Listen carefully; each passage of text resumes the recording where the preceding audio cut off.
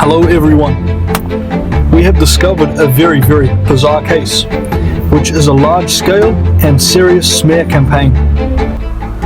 I have never seen more than thousands of defamatory articles launched against one ordinary person who is neither a superstar nor a politician. These articles are basically all the same. They are copied from each other without being tested. No cross-examinations, no cross-references, no fact-check, no investigation from any judicial organ reports. All kinds of so-called news, compiled without factual basis, are flooding the internet. On China's WeChat platform, just a random search shows that as many as 111 Chinese media outlets are crazy hyped and have sensationalized this news. It seems that the purpose behind them is pretty suspicious. This is not a news, this is a typical political execution to muzzle the victim, put him into a social death, and cover up the truth forever. However, conformity is not our job. Our job is fact-checking. According to the principle of the 10th man, if 9 out of 10 people have said the same thing, this means they are either in a collusion or they are wrong. It is the responsibility of the 10th man to provide a different perspective and to find the truth. He who thinks wins.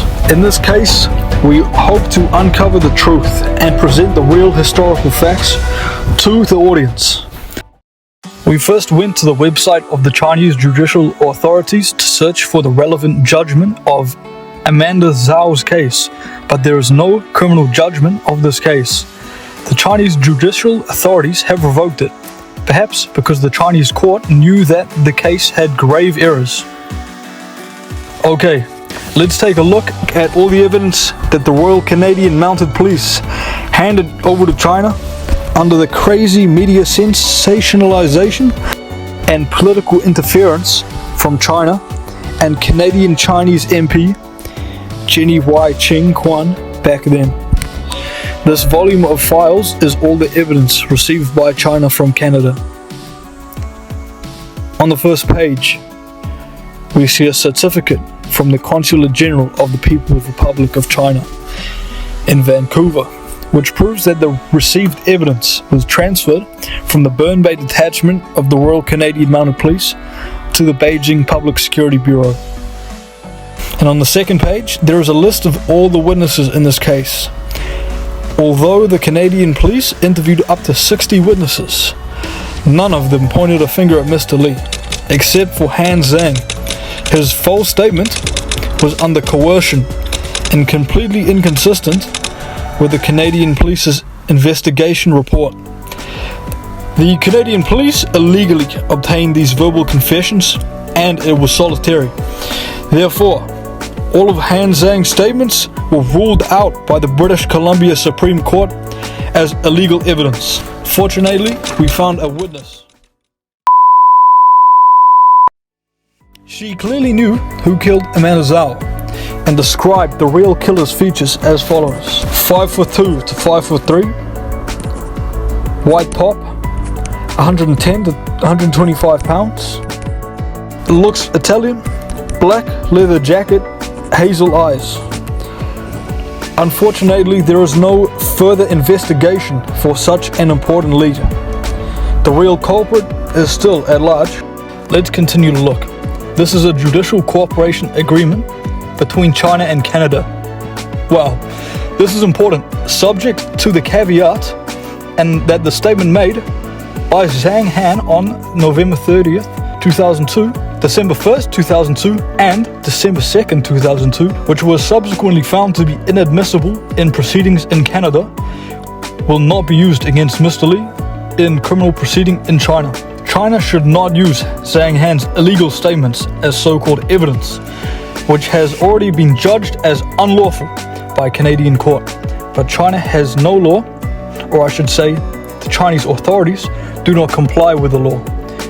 In the matter of fact, China has completely violated this promise by using unfounded illegal confessions to politically persecute and imprison Mr. Lee. Okay, now we have reached a crucial point. After more than 20 years of news, sensationalization and propaganda, many media outlets used to believe that the jurisdictional dispute on capital punishment between China and Canada is the very reason that Canadian police did not hand over the relevant evidence to the Chinese police. However, the true fact is, the Canadian police did not have any evidence to incriminate Mr. Lee, let alone file a lawsuit against him. On the other hand, there is a man named who lives not far from Amanda's house, and he is highly suspected by the RCMP. Unfortunately, he successfully got away from the police investigation with the help of a lawyer. Many viewers may ask, China was using this case to politically persecute Mr. Lee and his family due to the Tibet uprising and use him as a bargaining chip with Canada for hostage diplomacy for a Chinese tycoon, Lai Chang-sing, who was the richest man in China. What about Canada? Why has Canada prosecuted him? They should know it is a wrong case and have already written its own police's illegal activities in the judicial verdict. Let's take a look at the Royal Canadian Mounted Police's investigation transcript, volume 20, page 49. On November 17th, 2002, the investigation had been active and no suspect identified yet. Volume 23, page 27. I, the police, told them that we have no evidence that her boyfriend is responsible. So what caused the Royal Canadian Mounted Police to change their stance on Mr. Lee? Because of her. Criminality is a key piece in making a determination for anybody's refugee status and immigration status. So Canada needs to make sure that we share all of that information with them. She keeps pressuring the Royal Canadian Mounted Police to share so-called evidence and criminal history with New Zealand. Is really a slap on her face. Just like when she asked the Royal Canadian Mounted Police to hand over the so-called evidence to China 20 years ago. The more she performs, the deeper her involvement in this wrongful case, and the more retribution she will face in the future. Our fact-checking team is very shocked by the political motivation behind this case. Obviously, a prima facie case has not even been established. A case without basic facts. Why did so many media outlets not care about the truth and only copy from each other? Why have no investigative journalists dug into this wronged case? Why is a Canadian politician involved in an individual case? Interfering with judicial independence is a serious violation of the Constitution of Canada. Why hasn't she been held accountable? At least she should show remorse to the victim's family. We checked her official website and we can clearly see she had lots of interaction with China back then, and she is a loyal friend of China at that time. The audience really has doubt if she has received instructions from China and pushed innocent people into the Chinese communist red hell, because everyone knows China has no rule of law, no human rights, no democracy, no supervision. So we are very suspicious of her motive for doing this. Of course, everyone sympathizes with Amanda Zhao and her parents. She was so young and beautiful, but we cannot shift the blame onto another victim, Mr. Lee. It is hard to imagine how this tragedy destroyed the lives of these two families. So far, we understand that the so-called jurisdictional dispute between China and Canada is actually a frenzy of an unjust, wrong case and disinformation. Finally, let's take a look at some details of the case, hoping to find out the real culprit and solve the case for all the victims. The DNA, hair and fibers are key physical evidence, and we hope to find out who they belong to.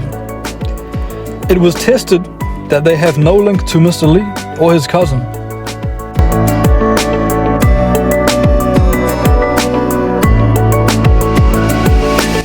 Look at this. The Chinese police forged evidence on the hair. Everyone can browse this website, www.shaohui.ca. It will show you the details of this case. Alright, thanks for watching Fact Check, folks. See you next time.